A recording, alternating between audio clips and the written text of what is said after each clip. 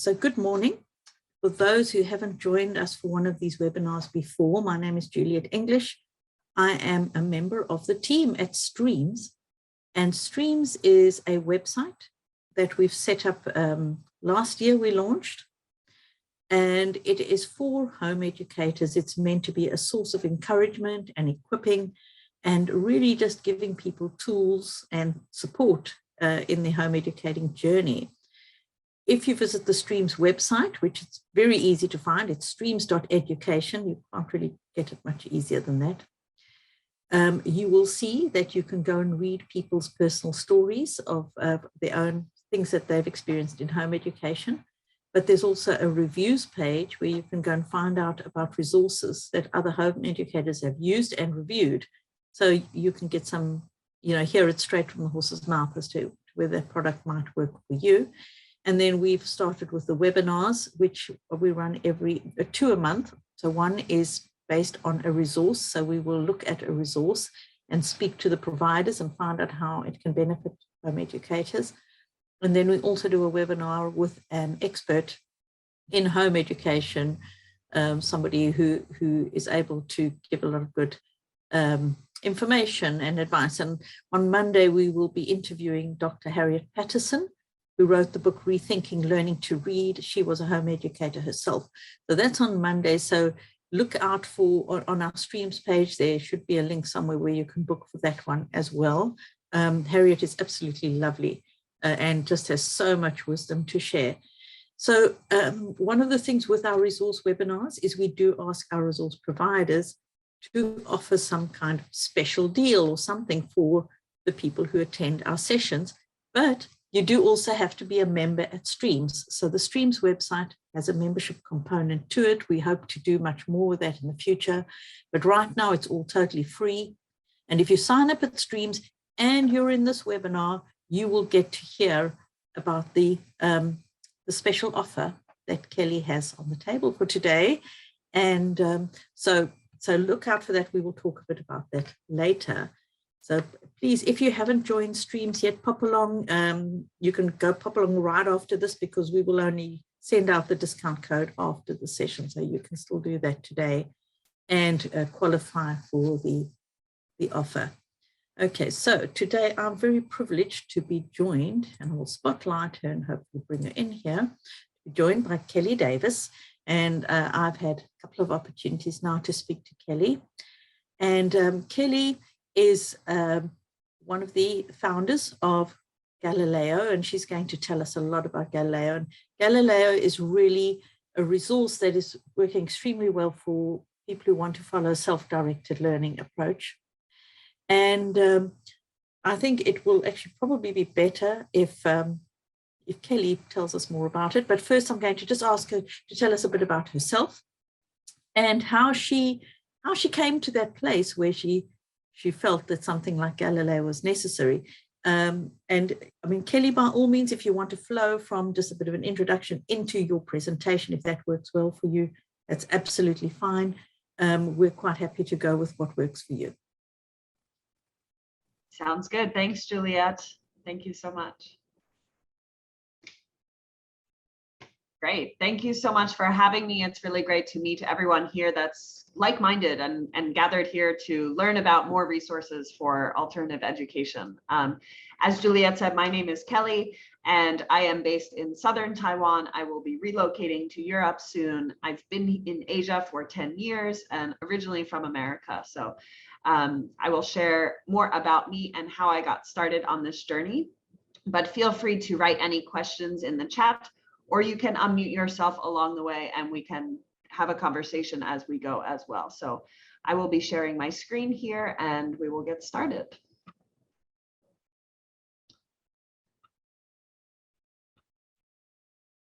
So we are here today. This is Streams Education, as Juliet introduced.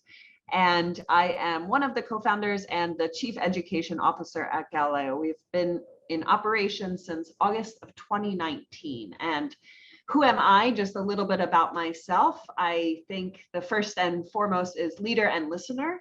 I think it's very important for me in this learning journey. I believe that everyone is a teacher, everyone is a student. So we are here to learn together, to teach others, to have this kind of cycle together.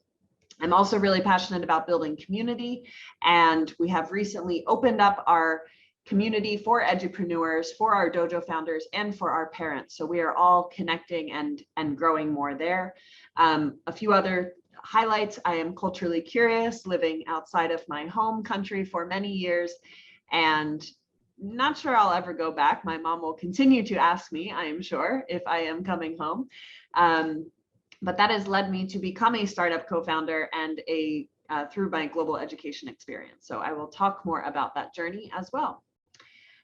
Just some highlights about my trips, my way I got started. This was my first time in the classroom here in Fiji.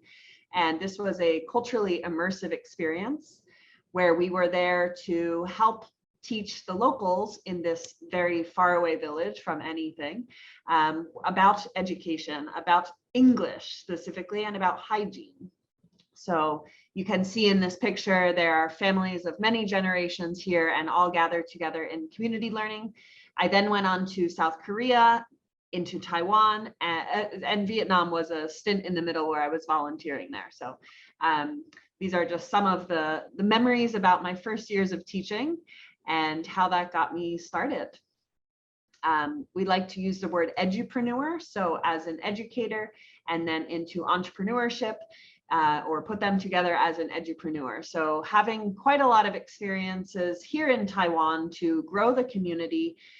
Taiwan is a very unique place in that it's extremely free to homeschool. So you can apply to your local district where your house is registered and say, I'm going to homeschool, and you can attend school for, maybe you want to go to art class at school, and you can pop in for the sessions that you want, and then you can leave at any time. So being a part of the homeschooling community has been such an honor for me from the beginning to be welcomed into this community. And this middle picture here is from just this past January, where we brought all of the Taiwan Galileo students together in person for the first time for a design thinking workshop. And I know Jo has been running some of these boot camps at her dojo as well. And this was more of like a pop-up dojo experience. So I will talk more about this lingo as well.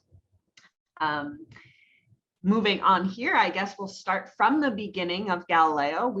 When I first met my co-founder, Vlad, we had a shared mission to find a better way of life.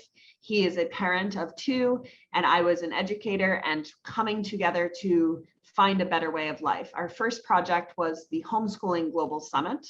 This is where we were interviewing and discovering all of the homeschooling communities around the world, and to really understand what were the needs. And essentially, we discovered that many of the needs were in community, having more community together and bringing people together. So that is when Galileo started. This was in August of 2019, and we started with a book club. And I let the students choose. They chose Harry Potter, and off we went for a month of reading. And then we soon opened up many more clubs and check-ins. And I will talk more about the daily structure as well. So Galileo is the first global self-directed school for forward-thinking families. And coming from an international school myself, I think it's one of the best things to see this global school have a real global feeling rather than an international school where it's located in one place and many of the students are from that place. This is the global perspective where students don't have to leave their home, but they can travel each day through Zoom like we are here connected in many different countries today. So it's really an amazing place to see many cultures come together. And I didn't have this experience to meet anyone from other cultures before I ended up leaving and studying abroad when I was in my 20s. So I think that's a really special part as well. And one of the main points that the foundation of Galileo is the importance of global citizenship. So a big focus on the diversity, the cultural exchange that happens every day, and to understand global perspectives from these daily interactions. We have a lot of English speakers or non-native English speakers. We have people from all over the world, over 30 countries. And one quote from a student that I like is Ella from Taiwan. She says, "I can travel the world every day without having to leave Taiwan." And of course, during these days, Taiwan is still completely closed. The borders are shut since over 3 years. So they really miss traveling when they used to do that. And I think that it's a really special experience for them to be able to have this on Zoom every day with their peers. So we'll talk a little bit about what the day in the life looks like. I'm going to bring another screen over here. And this is one of the best ways to show, because we get this question so much. What does it look like every single day? And Galileo allows the students to choose what they want to learn and how they want to learn and when they want to learn that. So we'll start here at the top. There is a video here. We won't be looking at this, but you're free to check this out yourself. And we talk about having a flexible schedule. So having the students to choose and actually build their own schedule. And we'll show you a sample of what that looks like for this teen boy here. We'll start with the teen. So every day he is attending a daily check-in, and this is a way for him to have a check-in with his peers in small groups or in bigger groups. So this has, we have daily check-ins, we have agoras, and these are social experiences for the students. Then they're attending various clubs, but they also might be doing outside activities as well. So the students get to choose what they want to learn and how they want to learn. So maybe they want to join a coding club, or maybe they want to work on coding outside of that coding club on their own time as well. Each student and family is going to be assigned a learning coach, and this coach will help them build this initial schedule and with that accountability, as well as a new monthly schedule every month when they want to add or change learning experiences. So you will see that on a younger student schedule here, we have a few other things that she is doing. She's doing various clubs. She is attending nanos, and I will talk more about all of the learning experiences that we have there as well. Let me show you. So we have the daily check-ins. This is a small group of 7 students and the coach. And then we also have clubs. So clubs are more about a social learning experience, and the students can join these clubs to really see what they're interested in and to find that community in that. So it's more about that topic discovery. Think about it as an after-school club, but this is where they are doing that learning and that collaboration. We also have nanos. These are pre-recorded courses now, and we have a platform where the students can come in. It's like the master class of learning, but for 8 to 18-year-olds, and they can come in and watch the videos at their own pace, at their own time. And boot camps will use the nanos to create live experiences. So a boot camp is a skill-based, project-based course where they will come in for 4 weeks and complete the project at the end. Some boot camps will last 8 weeks. This says 8. There are a few ranges, 4 or 8 or even 12 weeks. And the one that's not listed here are studios. Studios are a place for students to come and have that real life experience. So some of the studios that we run now are a entrepreneurship merch studio. We have a magazine studio where they publish a magazine every 3 months together, and a vlog studio. Trying to think of the third one there. Okay, so I will go back to this presentation. And so how do we know what's happening? There is no assessment. It's really up to you to define your own success and to define what that looks like. How do you want to keep track of it?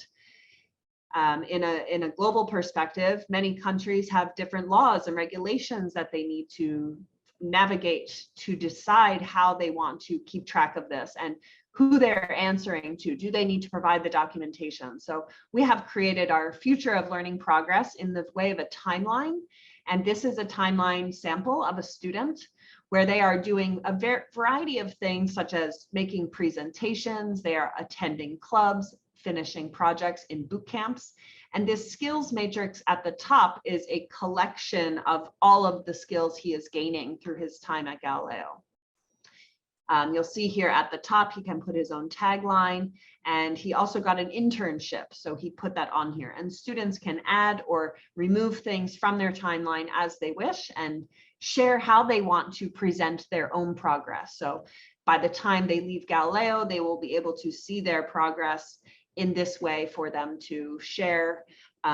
Eventually, we will have a way for them to export this on a one-pager. They can share this with their future colleagues. They can share it with maybe a application for a university and whatever they might need it for, or for the government, depending on what they need it for. So I think when we talk about some of the community features that are available, we have events also like these. We hold ours on Clubhouse. These are called Inspired, and this is a series for me to meet people that I'm inspired by. Juliet has been a guest of mine, and yesterday I hosted talking about teachers leaving the system. This was a teacher from America, and I'm also going to be meeting students in the future. Next week, I will be meeting this young fella who reached out to me from NYU, and he's researching ed tech through a capital perspective. So it's so interesting to find 20-year-olds that are researching the work that we are doing. I can't imagine what my life would be like if I was studying that at 20. So it's fascinating to have this interest from him. And then we take all of our podcasts, all of our events, and we put them onto podcasts. You can find them on Spotify. This is the event with Juliet here, and we talked about education as a parent or as someone outside of a classroom. And yeah, just a lot of events here to help the community. I think it's a really important way for people to come and to learn and to have their voice heard and to share their and get support as well. So just in this meeting, we can share some questions too.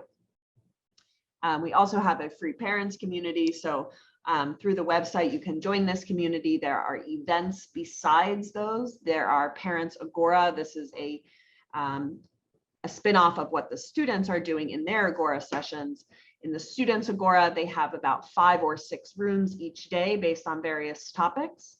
In the Parents Agora, they will create various rooms based on the topics that the parents want. So it's completely self-directed for the parents too, as well as the book club. So they choose and vote on a new book each month.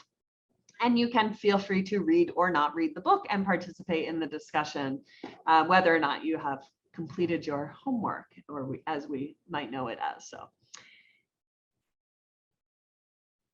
and the students community mirrors the parents community as well. This is a space for them to see all of the activity from these learning experiences that they are participating in.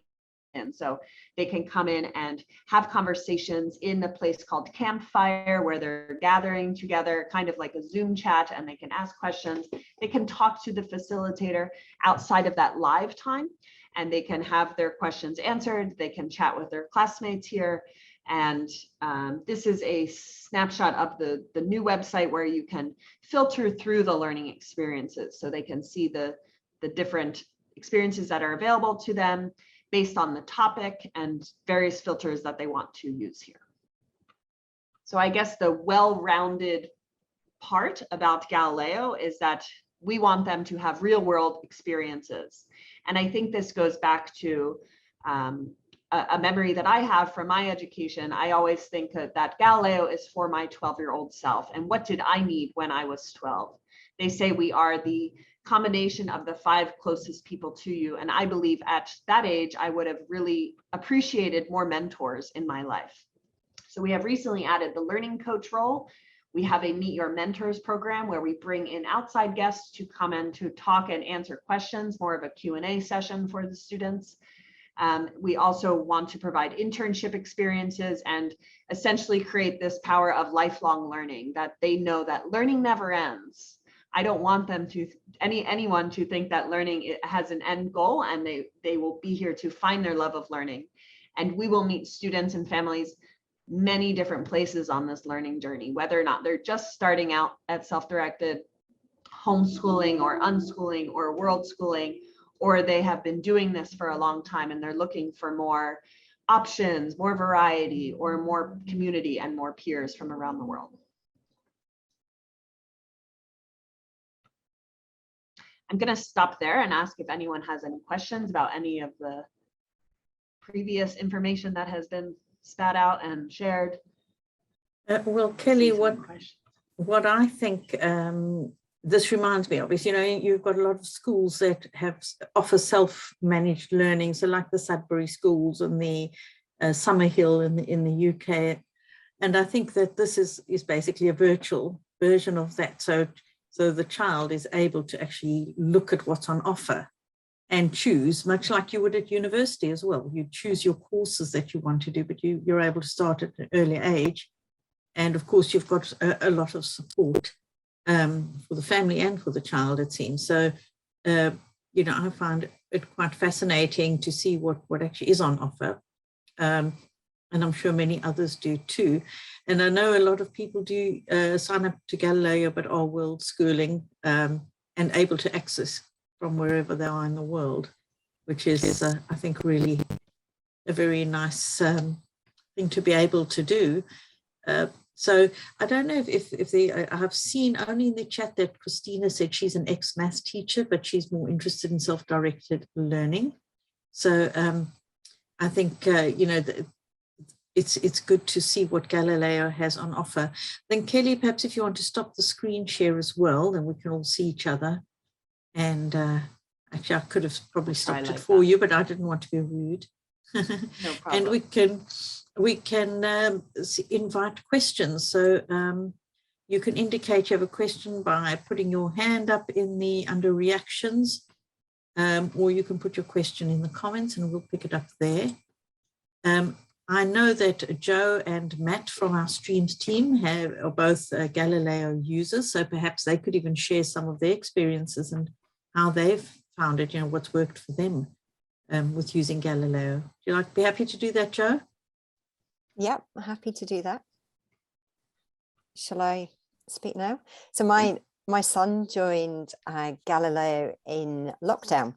So obviously we were pretty much stuck at home, and he stepped into Galileo just as we were coming out of lockdown, and he is now 15. So we've been involved for, I guess that's a year and a half, and we've just watched the offering increase and expand. And Nathaniel enjoys a variety of clubs. He has probably about 5 or 6 that he steps into each week, from Global Citizen, history, coding.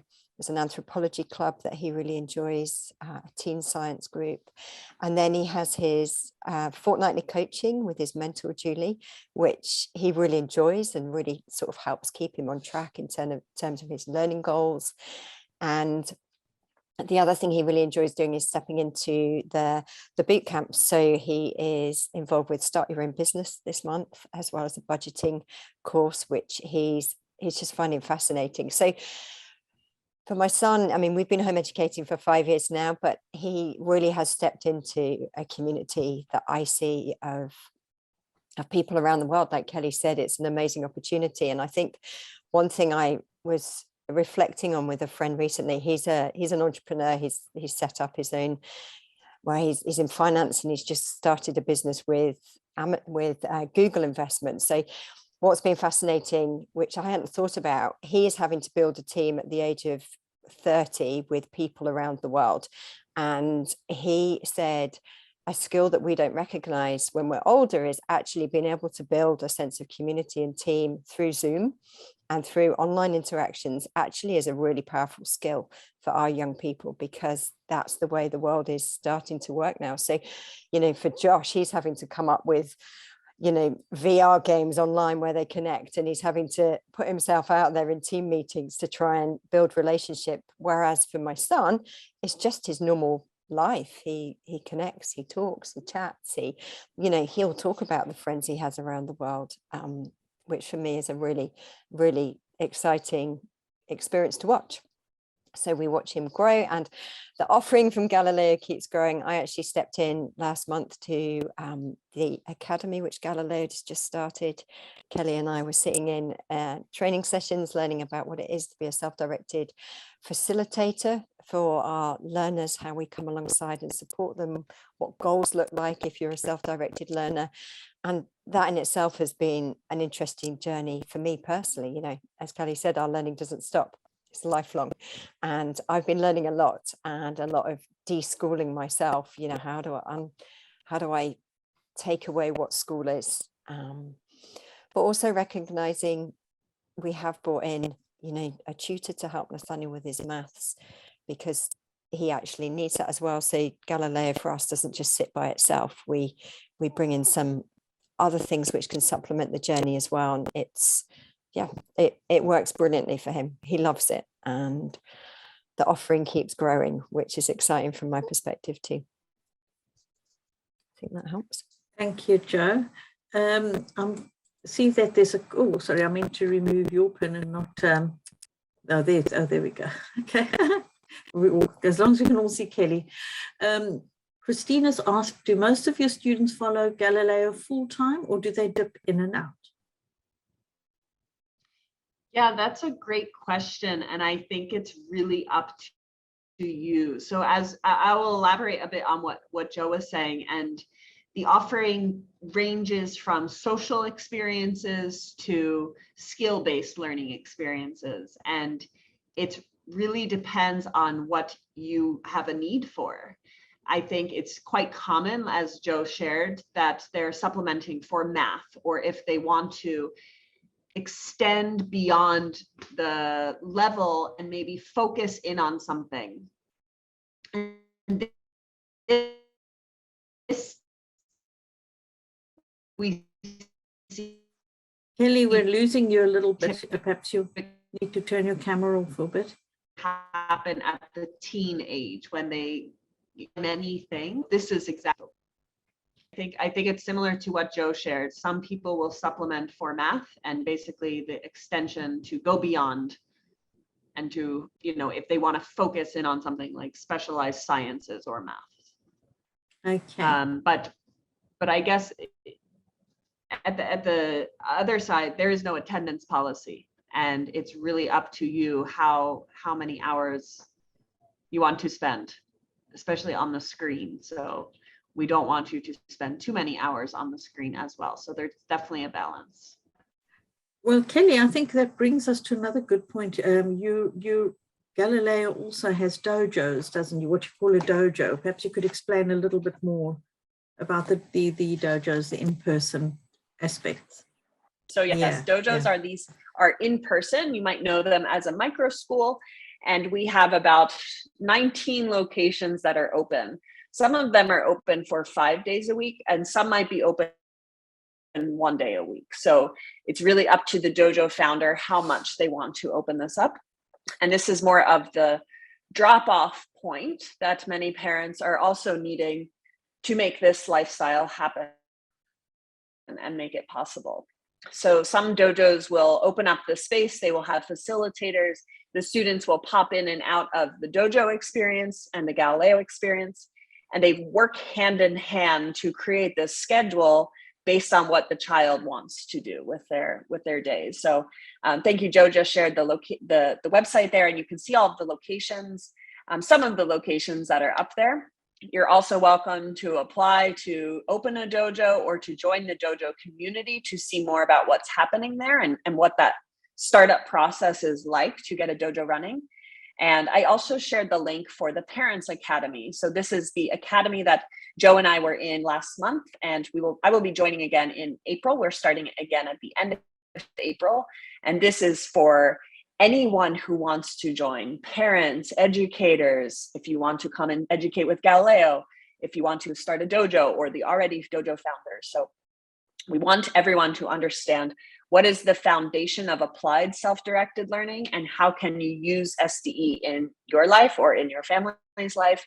And we see many people coming in to share these experiences. One of the best parts for me was to find community and to find like-minded educators and parents and to also work on projects. So we got to see a lot of really great projects come out of this, where we all work on one project and share at the end and see everyone's experiences. And I think that was a really special part for the sharing at the end, because we're all in different corners of the world doing SDE many different ways, and it works very different for everyone. Okay. And so Julia has a question there. Yeah, the next question about the language gap. Do you have a primary language? Yeah, so our main language is English, and we have a emphasis on languages. So we do have 4 or 5 different languages, and some of them have multiple levels. So for example, we will have a beginner Spanish, we have a nano on Spanish, that is the pre-recorded video, and we also have an advanced Spanish club. So the facilitator for the Spanish will say when you are ready to proceed to the next level. In that way, they are, speaking Spanish almost fluently. They are having projects and doing full Spanish. Is that students can come in at a intermediate level of English if they are non-native English speakers. And so in the very beginning, our first student from Taiwan, her English was quite low, and she has excelled her English to almost a natural speaking level, almost a native level, just from joining a English program on a day-to-day basis. So it happens quite quickly when you're young, and type in English and to communicate in Zoom chat in English. These are all very helpful. Yes, and I think the beauty is that they're able to connect with others across the world and sort of get some curiosity about other parts of the world too. And I think the story about Joe sharing about starting a business, we have students that understand time zones more deeply than most 15-year-olds, or most 10-year-olds. And I'm very excited by the news yesterday, but daylight savings is quite a hurdle for us. And there was just a bill passed to the Senate yesterday that they might be stopping daylight savings in America in 2023. So I hope you guys aren't far behind, but we have set our Galileo time onto UTC, and we run our program almost 24 hours in 3 blocks. So the Asia students wake up, they have 8 hours of offerings, they can pop in and out, and then they open in Europe for 8 hours, and then in America. So there are overlaps, right? And the students in Europe in the middle will have the best of both worlds. They can attend with students in Asia or students in America and have that really global experience. So you guys are quite lucky for your location, and that's why I'm moving there. Actually, that's why I'm coming to Europe. I see another question from Christina here. I think this is such a great question. I think it's with anything in life, we have to keep maintaining the habit that we have. And for students, I think it's very different for where you are on the self-directed journey. If you are very new to this, it can be very different than having done this for a while. So I think, Christina, with your experience, it's just keeping a daily mental note about what is happening. So recently had a conversation with a parent talking about, I work in my office, he works in that room, and we are disconnected. And we talked about meeting at breakfast and at lunch and having this constant conversation. And then every 2 weeks when the coaches meeting happens, they will share an update about what is happening in those coaches meetings and where they are on their goals. So I like to say that we remove the teacher role from the parent. You can be a parent again.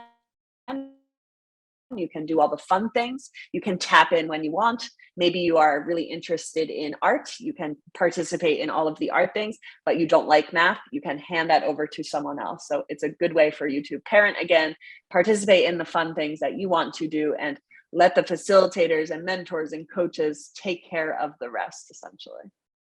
I think I want to add on to that, Kelly, actually, because I moved from a fairly structured approach with my children to a way more self-directed.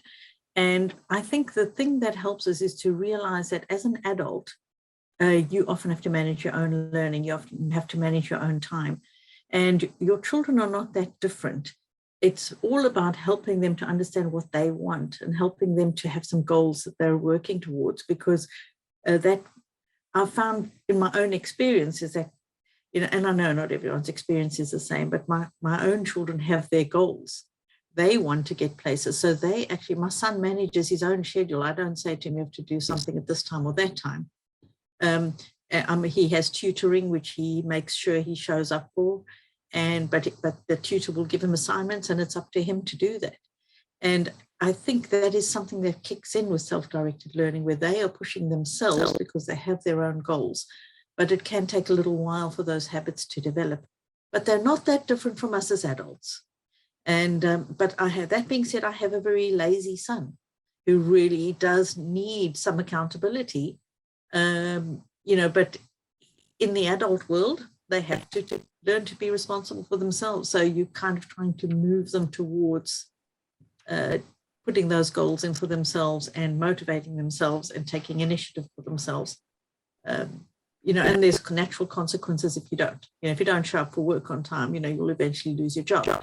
And it's kind of, they'll learn that in the real world too.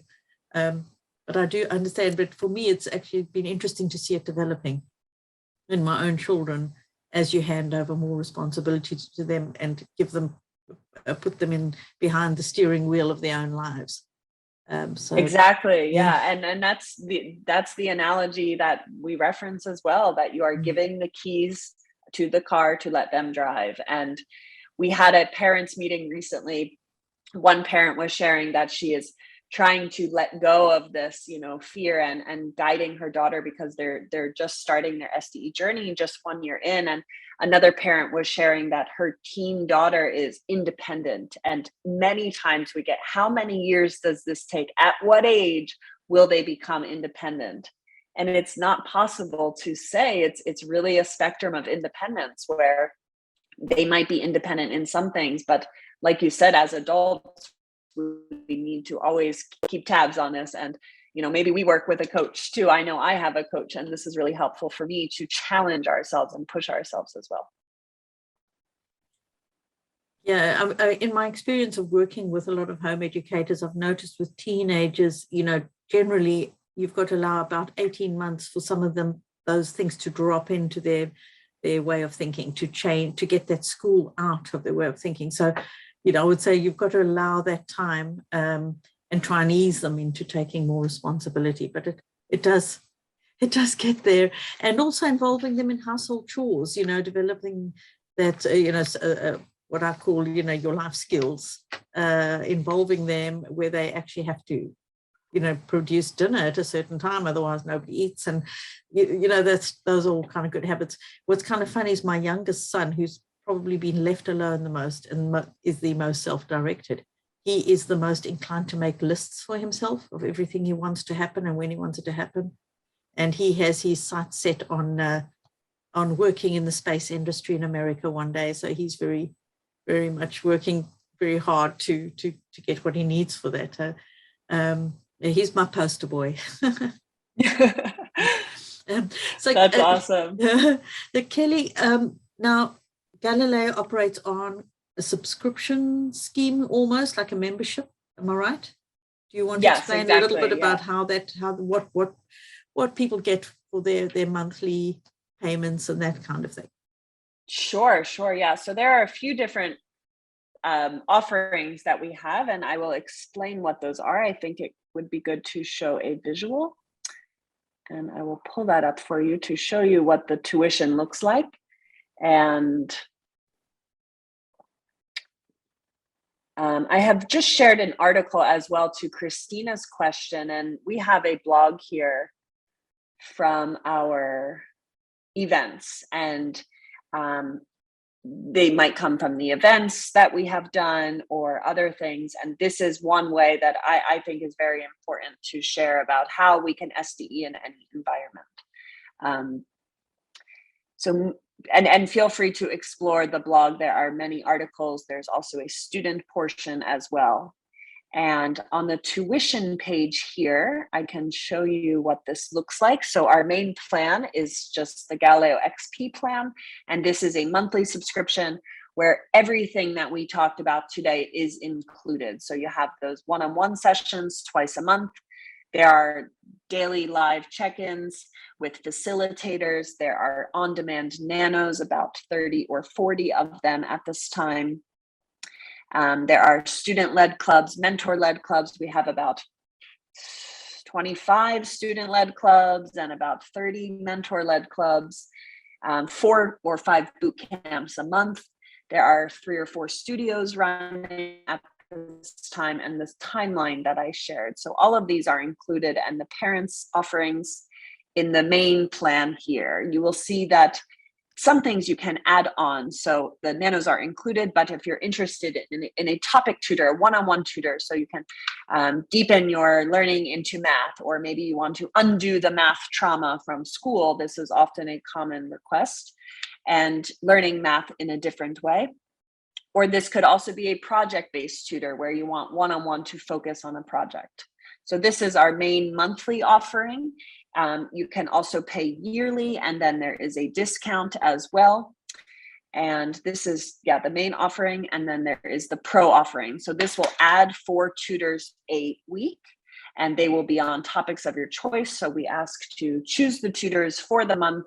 If you want to have a daily math, once a week math, science, history, and coding, you can choose the topics. We'll match the tutors for you. And this is the pro plan. And this is also at a monthly or a yearly rate here.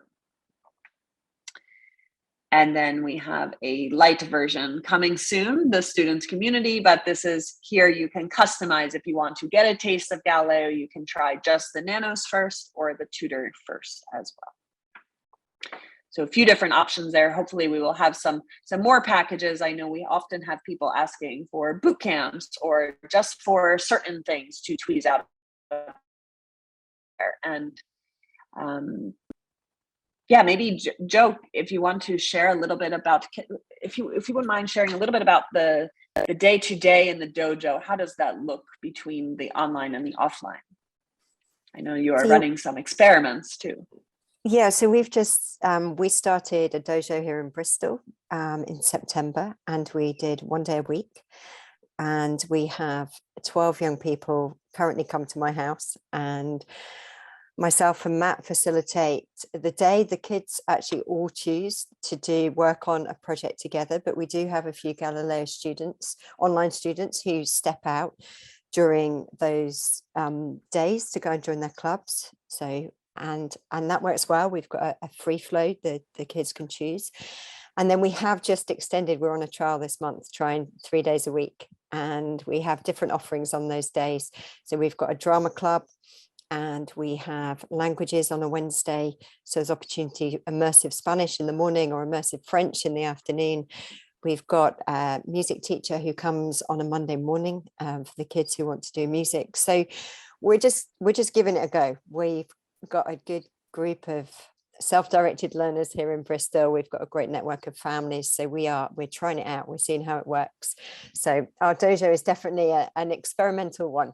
But my son, obviously with his online learning, so on the Wednesday when we have the immersive, he does the immersive Spanish in the morning, and then he jumps straight out of that and he goes to a history club, and then he goes to Global Citizen Club, and then later that day he has another club which I can't remember. So he's a bit more in and out, but he's also, the group holds it well. They're a really lovely community of learners. So I think there's an expectation that, some kids are there, but they also bring their own learning. So some of them have got their own online maths program. Ollie turned up the other day with his science work to do, and he sat and he worked through that. So I think the environment is a bit like a teenage co-working space, and I really love how they encourage each other to focus, and there's kind of an atmosphere of learning. But when they need to burn off steam, they jump outside on the trampoline, and so it's working well. It's definitely experimental, but I think we're doing it well. Matt, what do you think? Yeah, I think it's very much that. It's we're trying it at the moment, seeing how it goes. It's really nice, like you say, that people don't have to be part of the online Galileo to take part in the dojo. So it is that coming together, so that building community in a physical space, which is good, and it complements those that are doing the online Galileo thing. But it's not just for those. And I think one of the things with being part of the dojo and being part of the Galileo movement, I guess, is that it's kind of challenging the status quo of education as well, being able to be, okay, there is an alternative to the mainstream. It may not work for everybody, this particular model, but it feels like it's part of something more global. And so that, I think that's another important aspect of it. It's not just about getting our kids through. It's about there's a bigger movement as well, I think. What are your thoughts on that, Jo? Yeah, I think for me that's really key. Like we're stronger when we do it together. We work together, and I think I'm loving seeing the dojo concept's quite new, so it's evolved quite quickly, and I'm loving seeing there's a lot of self-directed learning communities, I think, particularly within the UK. And my heart is, I think, that we connect and we grow together, and we're part of a Galileo simply offer a structure and a scaffolding, but how you run the group and what it looks like is very much up to you. And I really enjoy that that opportunity to step into training, or we can use the boot camp, the nanos now. So Matt and I have just trialed the filmmaking nano, which has been brilliant because we've got this teaching from Torsten, who's an actual filmmaker, and we're using his teaching to enable the kids in their journey of making their own film, and that's been really helpful.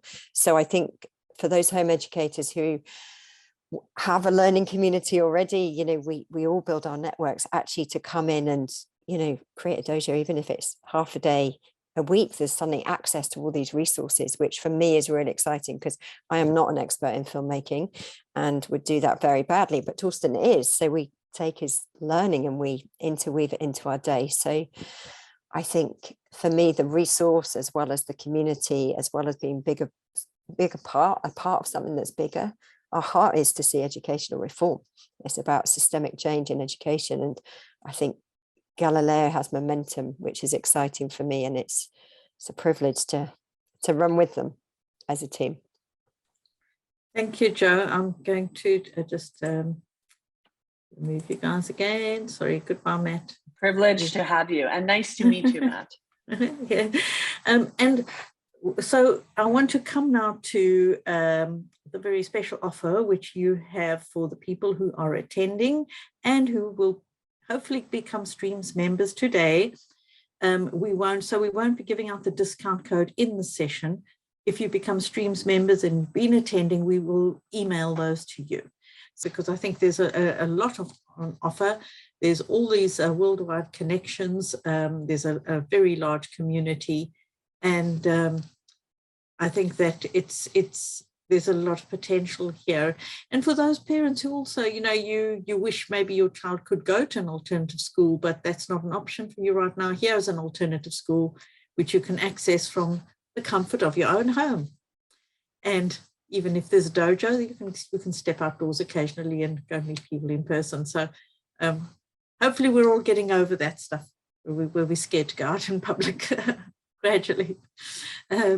Anyway, so Kelly, I just want to thank you so much for joining us this morning. It's been quite an experience for me to actually see everything that's on offer, because I've been on the website, but actually having someone explain it and walk you through it is really, really helpful.